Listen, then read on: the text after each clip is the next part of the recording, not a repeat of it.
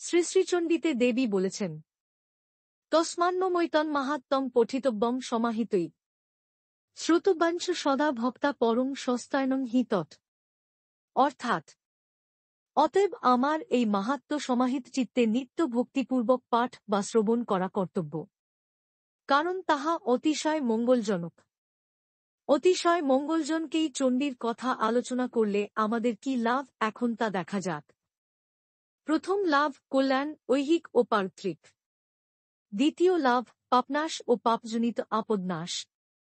তৃতীয় লাভ দারিদ্র্যনাশ। চতুর্থ লাভ প্রিয়বিয়োগ নাশ।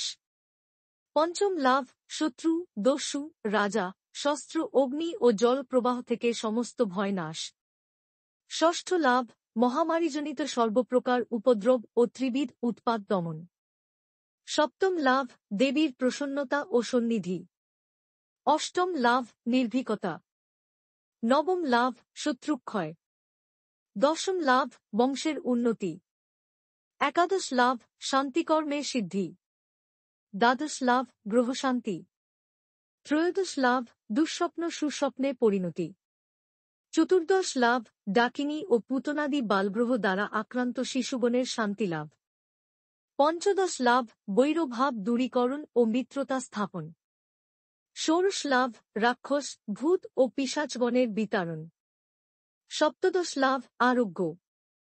অষ্টাদশ লাভ শুভমতি লাভ, অর্থাৎ চিত্তশুদ্ধি হয়। ঊনবিংশ লাভ সমস্ত সংকট হতে মুক্তি। এতগুলো লাভ আমাদের হবে। এ সকলেই দেবীর শ্রীমুখের বাণী। যদি কোন ব্যক্তি ইহলোকের যাবতীয় উন্নতি চায়, তবে তার এই চণ্ডীতত্ত্ব আলোচনা করা কর্তব্য। রোগ, শোক, আপদ, বিপদ প্রভৃতির বিনা সাধন সকল জীবেরই কাম্য। আবার ভক্ত ও জ্ঞানী যারা, তারা চায় মুক্তি, অর্থাৎ জন্মান্তর নিবারণ। গৃহী কিংবা সন্ন্যাসী সকলেরই চণ্ডীতত্ত্ব আলোচনায় লাভ আছে, যদি আমরা বিশ্বাস করে থাকি। অতীন্দ্রিয় বস্তুকে বা ব্রহ্মকে আমাদের ঋষিরা লাভ করেছিলেন, তবে সেই ব্রহ্মকে অনুভূতিতে আনতে হলে ঋষি প্রদর্শিত পথেই যেতে হবে। তবেই চণ্ডীতত্ত্ব আলোচনা করে ফল পাওয়া যাবে।